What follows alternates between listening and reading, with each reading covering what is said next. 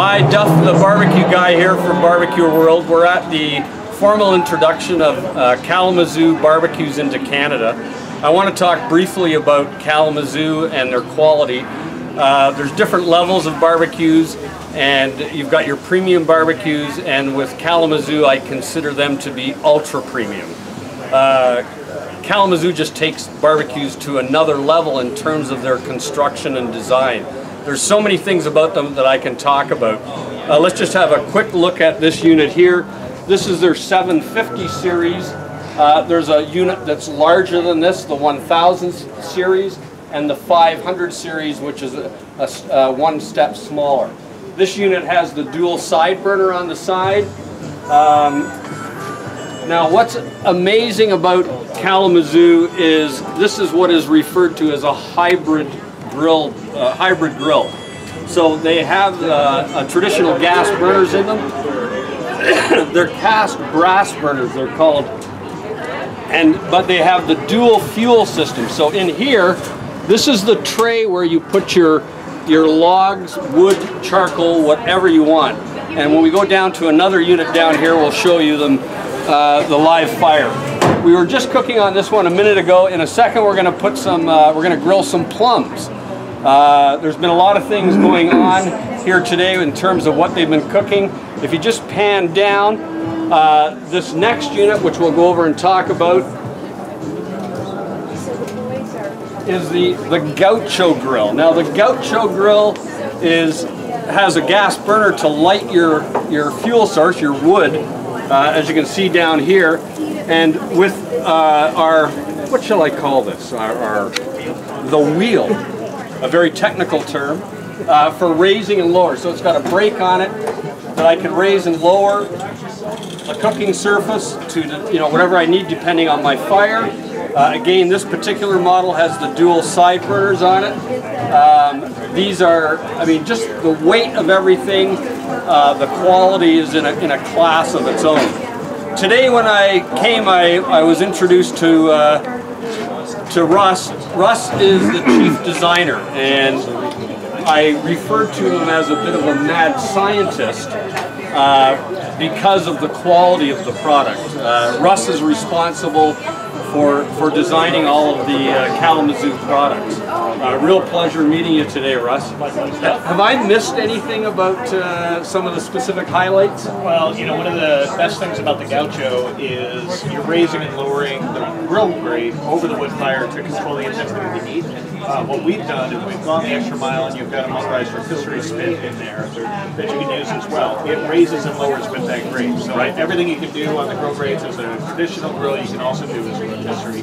And you can use them in combination. You can use the grill grates and the rotisserie at the same time. I see, so we would just remove a cooking grill. I see the bearings in here. The rotisserie rod would go in, and whatever we're cooking on the rotisserie would be here and available to raise up and down. That's exactly right. Yeah, amazing, just amazing. And we'll move, I wanted to go down to this grill here.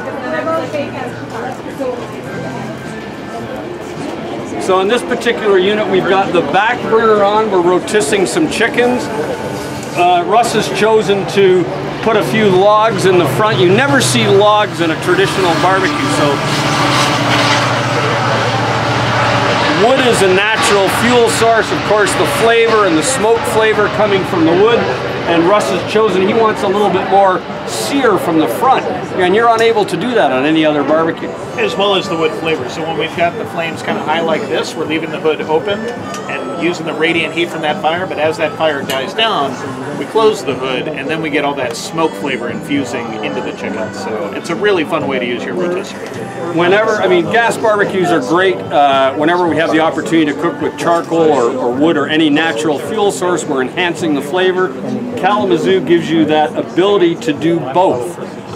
You just want to come out and have a quick burger, you can just turn on the main burners and use it like your traditional gas barbecue. You want to step it up a level, get into adding more flavor, enhancement to your food with the use of wood and or charcoal. Got it. Limitless, yes. Just limitless. Yep, they're really fun to cook. Okay, so we're going to grill some plums. These plums have been marinating in a little bit of Canadian rye whiskey, some Lander County. Leonard County maple syrup, a little vanilla, a little bit of sugar. They'll caramelize up real nice.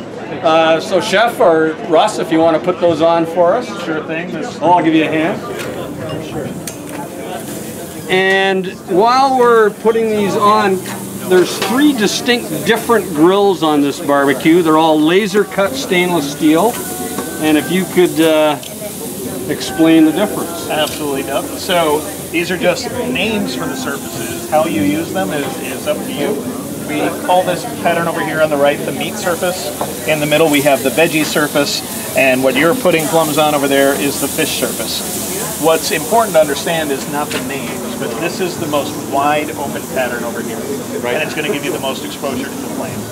The veggie surface is sized specifically with cuts so that asparagus and green beans don't fall through. Right? You just throw your asparagus and green beans directly on the grill grates and get the most flavor, get the best marking.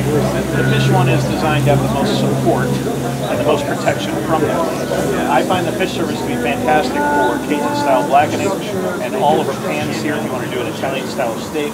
You can do lightweight stir-fry on there. So you use these however you want, and you choose which patterns and combinations you want in your grill. So if you don't want a fish surface, you don't need to have a fish surface. I love, in barbecuing, the most important thing is no rules.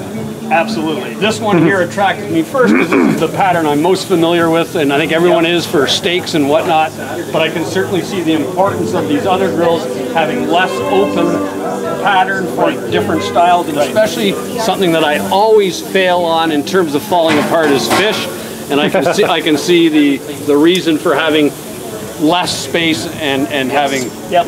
And you know, these are incredibly heavy and they hold a ton of heat. So when we think about food sticking to the grill grates, part of that is a lack of heat mass. So we don't have any non-stick coatings on here. Here's this raw stainless steel that's just seasoned for cooking. You could put a salmon fillet on here or Arctic char like we was doing earlier and pick it up almost right away. You know, people who know what they're doing know that you wait for the food to release itself from the grate. That's a common mistake, is people wait or get in there too early. Let it caramelize on the bottom. Now, I believe part of what's going on is you put the cold food on the grill grate, and the food is cooling down the grate, and that is why it sticks. These grates always win the battle of heat. And so they don't. We all remember the old barbecue with tiny, thin cooking grills. You take a good quality steak and throw it on that grill, the steak takes the heat out of the cooking grill virtually immediately. With the mass of these cooking grills, we don't lose the heat, so we get the sear and the cooking grills maintain their temperature. Exactly. Amazing, that's great. We can see these are caramelizing up quite nicely. Yep. Doesn't take long. Beautiful. Thanks, Russ. Thank you, Duff.